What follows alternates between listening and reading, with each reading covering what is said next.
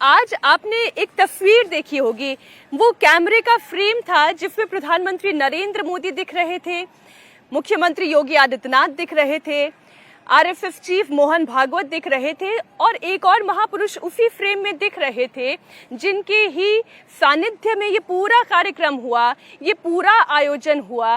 नींव से लेकर राम मंदिर के निर्माण तक जिसकी भूमिका बड़ी महत्वपूर्ण थी। इस वक्त मुझे बड़ी खुशी हो रही है, बड़ा हर्ष हो रहा है ये बताते हुए कि राजधर्म हमारे इस कार्यक्रम में स्वामी गोविंद देव गिरी जी महाराज हमारे साथ मंच पर मौजूद है। बहुत बहुत स्वागत, प्रणाम। जय सिया राम।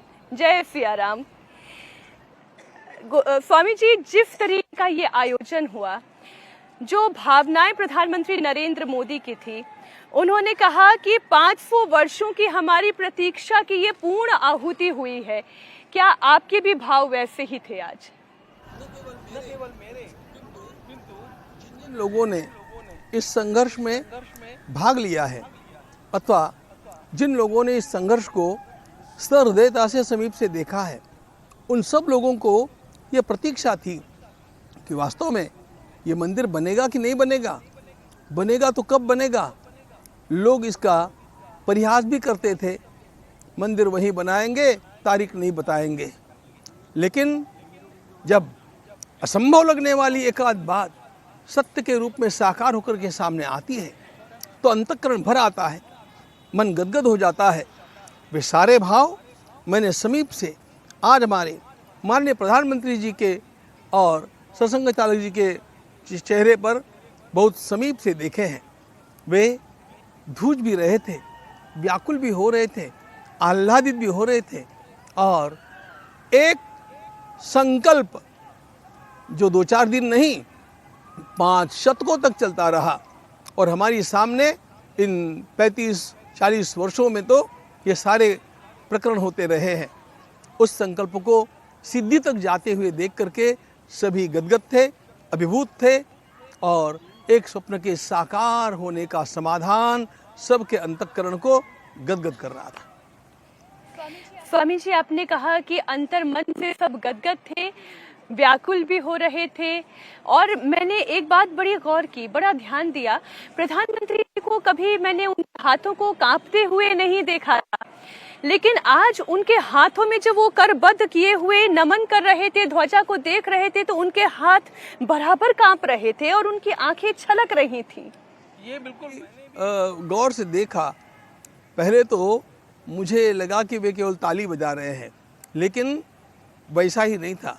धीमे धीमे ताली तो उन्होंने बजाई, लेकिन उनके हाथ कांप रहे थे। मनुष्य जब भी एक्साइटेड हो जाता है तो इस प्रकार के उसके एक्सप्रेशंस अपने आप आ जाते हैं। माननीय मोदी जी संपूर्ण जीवन इन बातों के लिए अर्पण किए हुए हैं। उन्होंने इस मंदिर के निर्माण के लिए क्या क्या नहीं किया, इस राष्ट्र के निर्माण के लिए क्या क्या नहीं किया। उन्होंने अपना सारा जीवन दांव पर जो लगाया वो इस भारत माता की सेवा के लिए है और एक एक पड़ाव पूर्ण करते हुए जब वे उस बात तक आ जाते हैं जिसको लोगों ने केवल असंभव सा मान लिया था, तब अपने आप ही इतना भावुक हो जाना स्वाभाविक लगता है। आपने कहा असंभव था, लेकिन आज संभव हो गया। आज हम खुद उसके साक्षी बन रहे हैं। स्वामी जी, नींव से लेकर निर्माण तक आप इसके पूरे कार्य में लगे रहे। क्या क्या पड़ाव आए, कौन कौन से वो महत्वपूर्ण क्षण थे जो आज जब आप यहाँ बैठकर सोचते हैं, जब उस धर्म ध्वजा को देखते हैं, आपके मन में अंकित होते हैं? सबसे पहला, जब आपने क्रम से पूछा है तो मुझे बतलाना चाहिए कि उच्चतम न्यायालय का निर्णय क्या आएगा, यह हम लोगों के लिए बहुत बड़ा दुविधा का प्रश्न था और हमारी अंतरात्मा झूल रही थी, क्योंकि जिसके लिए इतना प्रयास किया अब उसका क्या प्रतिफल मिलने वाला है। लेकिन भगवान न्यायालय की कुर्सी पर मानो बैठ गए और उन्होंने योग्य निर्णय दिया और तब जो आनंद था, जो उल्लास था, वह अपरिमित था, पूरे देश के लिए था। न्यायालय के निर्णय में न्यायालय ने यह बतलाया था कि केंद्रीय सरकार को एक न्यास बनाना चाहिए और यह सारा काम उस न्यास को सौंप देना चाहिए। सच्ची बात बताता हूँ, मुझे तो आभास भी नहीं था कि उस न्यास में कहीं मेरा नाम होगा। मुझे माननीय योगी जी ने कहा भी कि स्वामी जी, इसमें आने के लिए बहुत लोगों ने प्रयास किया। तो मैंने विनम्रता से कहा, आप प्रयास की बात करते हैं, मैंने तो इच्छा भी नहीं की थी, लेकिन जब प्रभु ने इस सेवा के लिए बुलाया है तो पूरी तरह उसमें समर्पित होना मैं अपना कर्तव्य मान रहा हूँ। अब उस न्यास में भी कोषाध्यक्ष की सेवा मुझे प्राप्त हुई। अब यह तो मेरे लिए बहुत बड़ी जिम्मेदारी थी, क्योंकि मुझे स्वयं को अपना कुछ कोष संभालने की भी आदत नहीं, और कोष है ही नहीं। और आप मंदिर के खजांची बन गए। लोग मुझे राम जी का कुबेर कहने लग गए। मैंने कहा, अरे इस कुबेर को बिल्कुल ज्ञान नहीं है, किंतु सहयोगियों का बहुत बड़ा सहयोग मिला और हम लोग एक एक काम पार करने लगे। हम लोगों के सामने सबसे बड़ी चुनौती थी वह इस मंदिर के नींव का निर्माण। अब वो दिन याद आते हैं। आज भी हमारे साथी जब बैठे थे तब उस दिन को याद कर रहे थे कि जो वो पाइल्स नहीं हो रही थी और केवल रेता ही रेता निकल रहा था, कहीं हमें पाषाण नहीं मिल रहा था। लेकिन इन सारी बातों में देश के सारे वास्तु विशेषज्ञ और हमारे सभी IIT के लोग, उन्होंने मिलकर के ऐसे सुंदर मार्गदर्शन के सूत्र हम लोगों को दिए कि धीरे धीरे मंदिर ऊंचा उठने लगा। उसके भी भीतर जब भूमि पूजन का प्रश्न आया, वो तो एक बहुत बड़ी बात थी। वह कोविड के अंतर्गत आ गया था और भूमि पूजन के समय भी सब लोग गदगद थे, क्योंकि यह भूमि पूजन सामान्य नहीं था। बड़े संघर्षों के पश्चात यह अवसर मिला था और वह हो गया, मंदिर का निर्माण हो गया। जब प्राण प्रतिष्ठा का प्रसंग आया, वो तो माहौल देखने बनता है, ऐसा था। क्योंकि भगवान रामलला की जो प्रतिमा, जो विग्रह लोगों ने देखा, आश्चर्य की बात यह है कि जिस मूर्तिकार ने, योगी राज ने उस मूर्ति को गढ़ा, प्राण प्रतिष्ठा के बाद में वहाँ पर आकर के प्रणाम करके वो रो रो करके कहने लगा कि ये भगवान मैंने नहीं बनाए हैं। उसके द्वारा तो पत्थर की मूर्ति में शिल्प किया गया, लेकिन प्राणों का संचार होने के पश्चात जो भगवान के रूप में निखार आया है और जो भाव आए हैं, उन्होंने मूर्तिकार को ही गदगद कर दिया। ये हमने अपनी आंखों से देखा। कार्यक्रम तो वह भव्य दिव्य होना ही था, वैसा हुआ। और उसके पश्चात कार्य चालू ही रहने वाला था, क्योंकि पहले स्थल पर रामलला की स्थापना है, दूसरे तल पर वहाँ पर पूजनीय योगी जी के हाथों से राम परिवार की स्थापना हुई।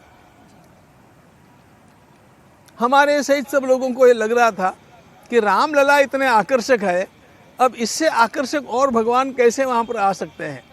लेकिन जब राम परिवार का दर्शन किया तो लोग और भी अचंभित रह गए कि यह तो और भी बहुत बढ़िया हो गया।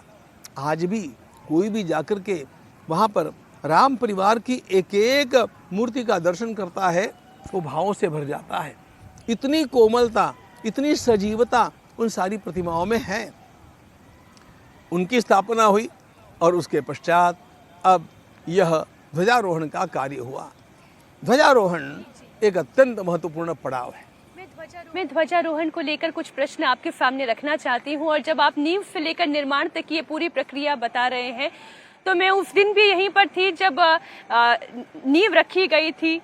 फिर जब राम मंदिर की प्राण प्रतिष्ठा हुई तो फिर मुझे अवसर मिला यहीं सरयू की तट पर आने का, राम की पैड़ी से इस पूरे कार्यक्रम का साक्षी बनने का, और अब आज ध्वजारोहण का दिन आ गया। बड़ी सुखद अनुभूति होती है। स्वामी जी, ध्वजारोहण का अर्थ क्या है? और जब ध्वजा तय की गई कि इस रंग की होनी चाहिए, इस पर सूर्य देव अंकित होने चाहिए, कोविदार वृक्ष होना चाहिए, ये पूरी प्रक्रिया समझाएं। इस ध्वजा का अर्थ क्या है? ऐसा है, चाहे छोटा यज्ञ मंडप है, चाहे छोटा मंदिर है, सर्वत्र ध्वजा की एक आवश्यकता होती है। और ये ध्वजाएं अलग अलग प्रकार की होती है।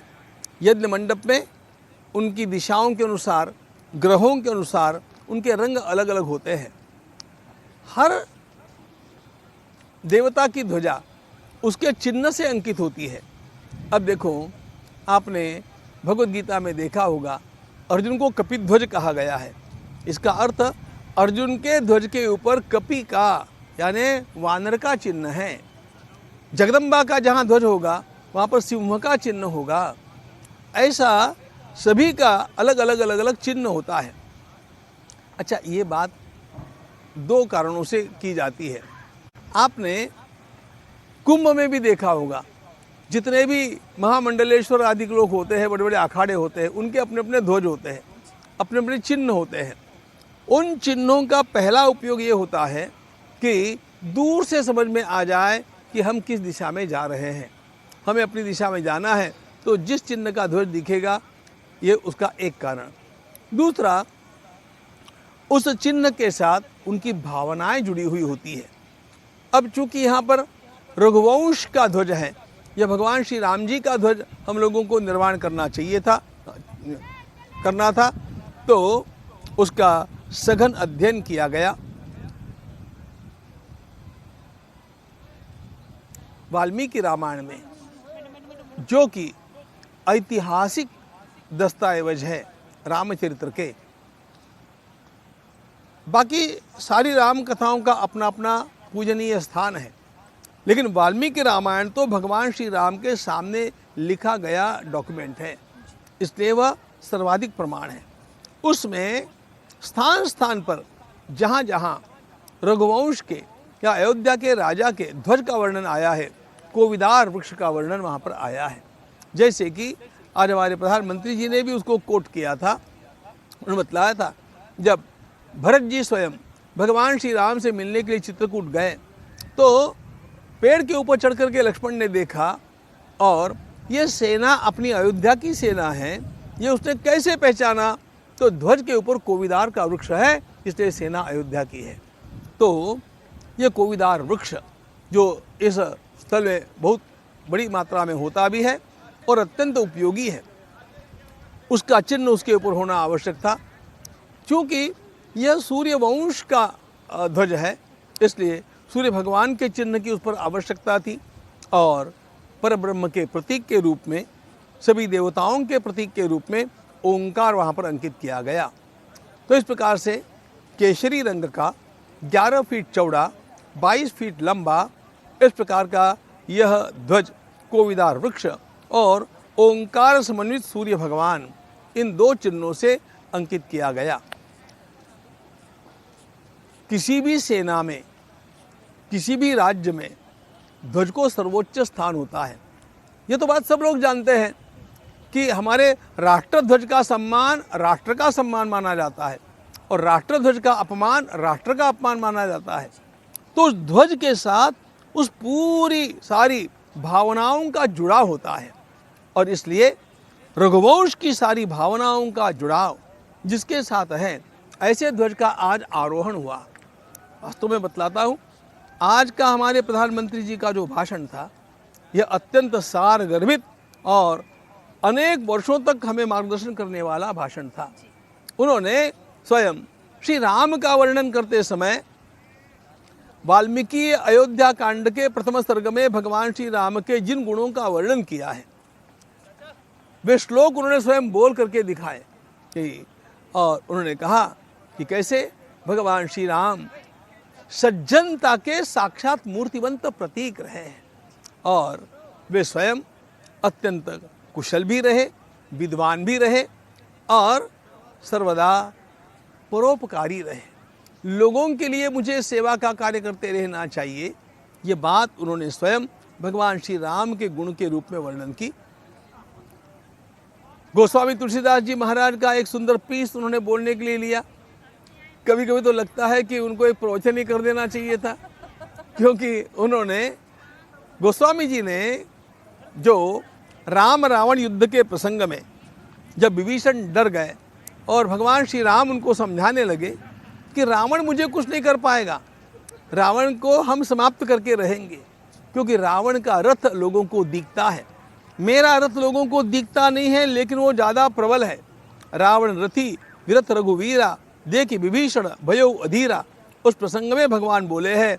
और कितनी सुंदर बातें आज प्रधानमंत्री जी बोल गए। शौर्य धीरज जय रथ शाका, सत्यशील दुर्ध्वजा पताका। उन्होंने बतलाया कि शौर्य और धैर्य हमारे राष्ट्र के विकास के लिए इन दोनों की आवश्यकता है। हम लोगों को पूरी तरह साहस के साथ काम करते रहना चाहिए, लेकिन उसका परिणाम आने तक धीरज भी रखना चाहिए। और सत्य और सदाचार, ये दो हमारी पताकाएं होनी चाहिए। हम कभी सत्य का त्याग नहीं करेंगे, सदाचार का त्याग नहीं करेंगे। सुंदर बात उन्होंने बता दी। बल विवेक दम परहित घोरे, हमारे पास शौर्य भी होना चाहिए, लेकिन विवेक भी होना चाहिए, और हमारा अपने ऊपर संयम भी होना चाहिए, और परोपकार की हमारी वृत्ति होनी चाहिए। इन अश्वों को लगा करके जब राष्ट्र का ध्वज आगे बढ़ेगा तो अपने आप सारे संसार में हमारा राष्ट्र सर्वोच्च माना जाएगा। ये राम मंदिर वाकई में शिक्षा के लिए भी एक उत्तम प्रतीक है, क्योंकि अगर इसके परकोटे की भी विशेषता मैं दर्शकों को बताऊं तो राम के जीवन के अलग अलग प्रसंग इस परकोटे में अंकित किए गए हैं। इसके पीछे विचार क्या था स्वामी जी? परकोटे में और परिक्रमा मार्ग में दो प्रकार की थीम्स लेकर के हम चले। परिक्रमा में आप देखेंगे तो रामचरित्र परिक्रमा आपको मिलेगी, और परकोटे में देखेंगे तो भारत दर्शन, यानी हमारी भारतीय परंपरा वेदों से आरंभ होकर के कैसे कैसे प्रवहमान हुई और इसके कितने उच्चतर बिंदु थे, ये सारा दर्शन परकोटे में होता है। और रामचरित्र का दर्शन हमें परिक्रमा के मार्ग में हो जाता है। ये सारे प्रसंग हम लोगों ने इतिहास का अध्ययन करके चुने और वाल्मीकि रामायण का अध्ययन करके चुने, और इनमें ये बात ध्यान में रखी गई कि एक भी प्रसंग अनऑथेंटिक नहीं होना चाहिए, अनधिकृत नहीं होना चाहिए। वाल्मीकि रामायण की जो नहीं है लेकिन हमने उसको स्वीकार किया है, ऐसी केवल एक बात मेरे ध्यान में आती है। ये जो गिलहरी का प्रसंग है वो वाल्मीकि रामायण में नहीं है, लेकिन वो गिलहरी लोगों के मन में इतनी जमी हुई है कि यदि हम उस गिलहरी को नहीं रखेंगे तो हमारा ही मन मानता नहीं है कि उसको कैसे भूल सकते हैं। इसलिए जो अपने ग्रंथ में नहीं आता है वो अपने ग्रंथ के विरोध में न हो, उपोद्बलक उपयोगी हो, तो अन्य ग्रंथों से लिया जाता है। इस न्याय से हमने उसको भी लिया। लेकिन यदि धीरे धीरे किसी को परिक्रमा करने का अवसर मिले तो रामचरित्र का पूरा दर्शन हो जाए, और परकोटे में से चलने का उसको अवसर मिले तो पूरा भारत का गौरवशाली इतिहास उसके सामने खड़ा हो जाए। ये सारी उसकी योजना है।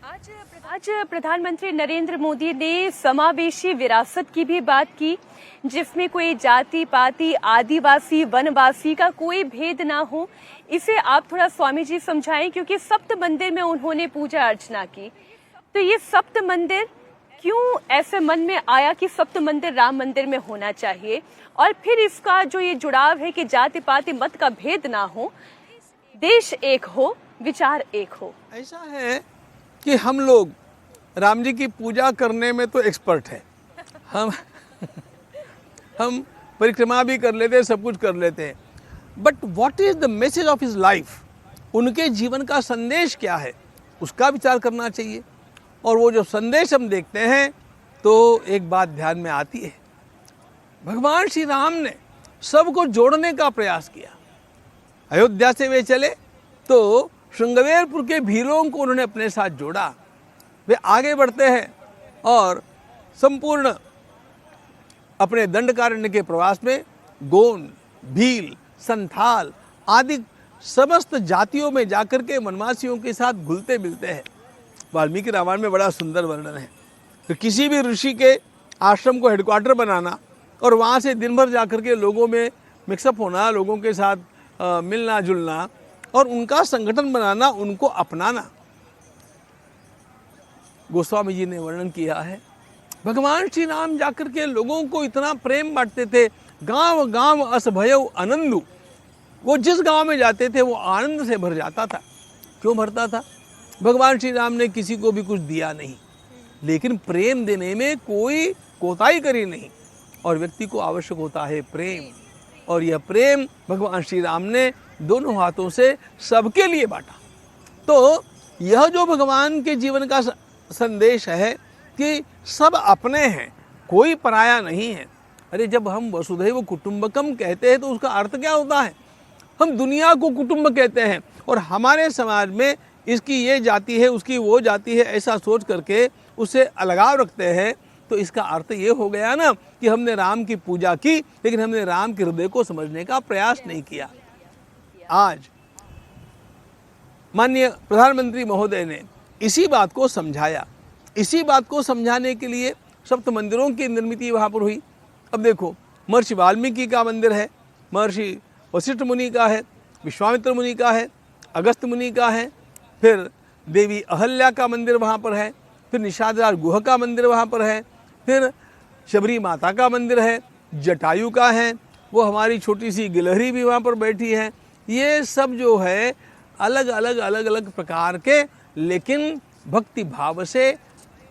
भक्ति का अर्थ होता है प्रेम। सात तस्मिन् परम प्रेम रूपा अमृत स्वरूपा च।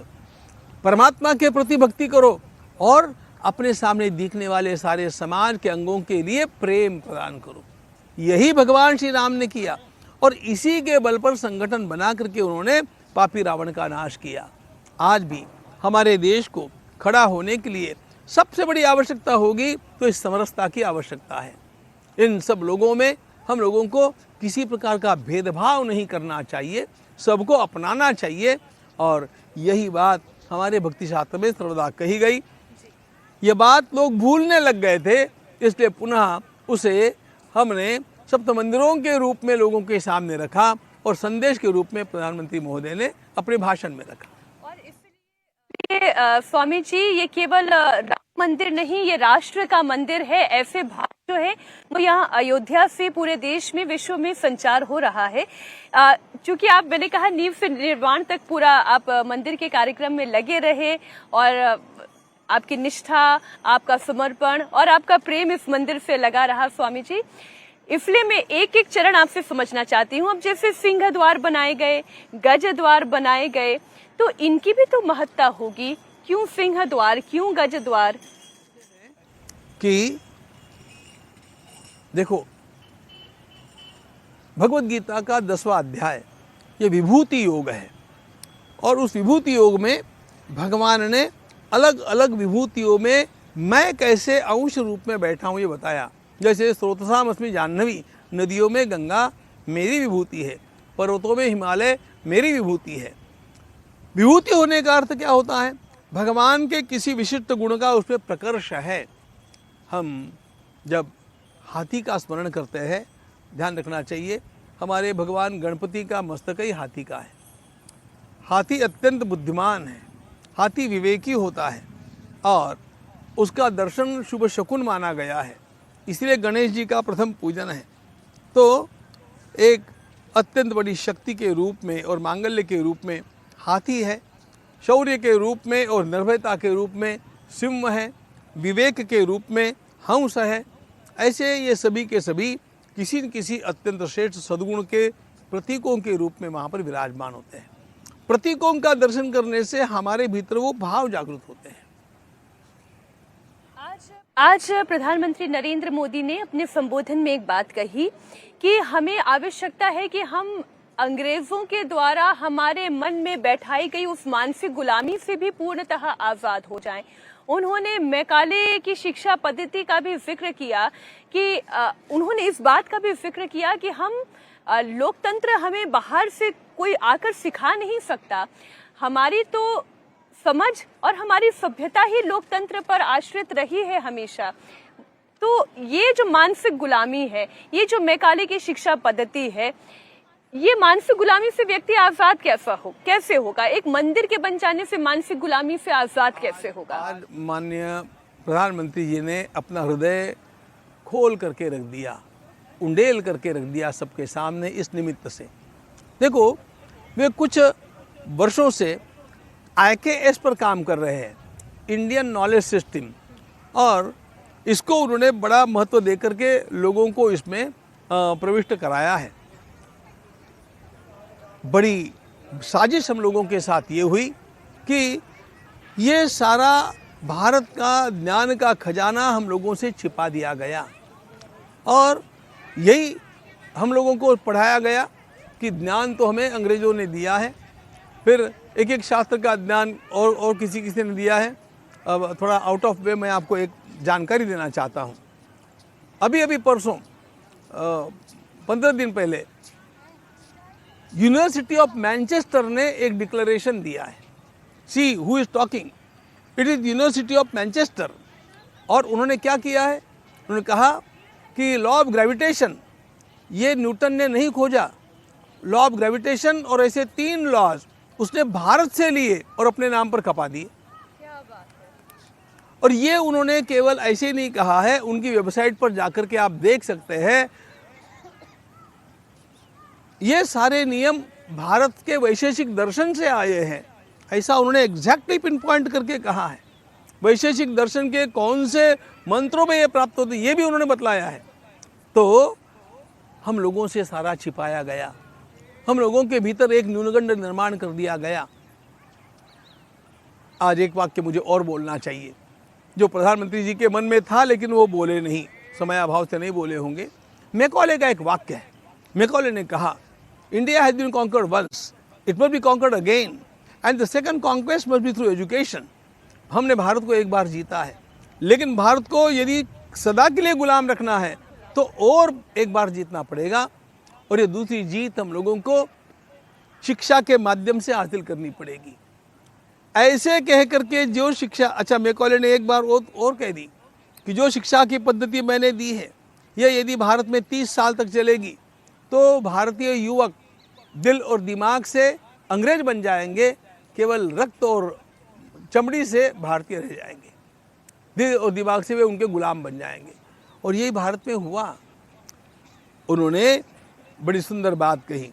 मैकॉले की शिक्षा पद्धति आरंभ हुई थी 1836 में, और प्रधानमंत्री जी ने कहा कि हम लोगों को 2036 तक, यानी आने वाले एक दशक में, हमने मैकॉले को पूरा का पूरा कूड़े में डाल दिया है, ये प्रमाणित करके दिखाना होगा। हम लोगों को भारत ने जो अपना आत्मविश्वास मैकॉले की शिक्षा पद्धति के कारण खो दिया था, वो पुनः प्राप्त कर लिया है। इतना विश्वास लोगों में निर्माण करने का दायित्व तो उन्होंने आज अगली पीढ़ी को दिया है। ये बहुत बड़ा काम उनके द्वारा हुआ। ये विचारों का भी मंथन होना चाहिए। प्रभु श्री राम का सिर्फ पूजन अर्चन नहीं, उनके आपके प्रश्न का उत्तर आया नहीं। आपने पूछा था एक मंदिर के साथ इसका क्या संबंध है। देखो, भगवान श्री राम ने भी यही काम किया था। रावण पीढ़ियों तक धर्म के लिए, यानी सारे समाज के लिए चुनौती बन गया था, और सब लोगों के भीतर ये भाव निर्माण हो गया था कि रावण को कोई जीत नहीं सकता, रावण को परास्त किया नहीं जा सकता। और जब यह आत्मविश्वास कोई समाज खो देता है ना, फिर समाज उठ नहीं सकता। समाज को यदि सदा के लिए समाप्त करना है तो 2 बातें करनी होती है। एक तो इसके आत्मविश्वास को समाप्त कर दो, और दूसरा उसकी भूतकाल की स्मृतियों को मिटा डालो। इसलिए आज मोदी जी ने एक शब्द का प्रयोग किया, रूट्स। हम लोगों को अपनी नींव की ओर जाना चाहिए, हमारे मूल की ओर जाना चाहिए, और जब हम जाएंगे तो आत्मविश्वास भी जगेगा, और जब आत्मगौरव की भावना जगेगी तो अपने आप ही ये जो बाहर की आलोचना का हम लोगों के ऊपर एक नैरेटिव बनाया गया है, ये फेंकने में हमारा युवा समर्थ हो जाएगा। भगवान श्री राम ने इस नैरेटिव को तोड़ा कि रावण का पराभव कभी किया नहीं जा सकता है, सारे देवताओं को उसने गुलाम बनाया है। भगवान श्री राम ने अपने बल पर उसको तोड़ दिया। राम जी का आदर्श लेकर के हम लोगों को भी शिक्षा के क्षेत्र में इस बात को तोड़ना है। बस राम का मैंने जो मैं एक बात कहना चाह रही थी कि केवल पूजन अर्चन नहीं, राम मंदिर में जब आके आप नमन करते हैं तो ये याद रखिए कि उनके आचरण का अगर एक सूत्र भी अपने अंदर पिरो सके तो शायद वही राम का सच्ची श्रद्धा के साथ पूजा करना होगा। स्वामी जी, आपका बहुत बहुत धन्यवाद इंडिया टीवी के मंच पर आने के लिए।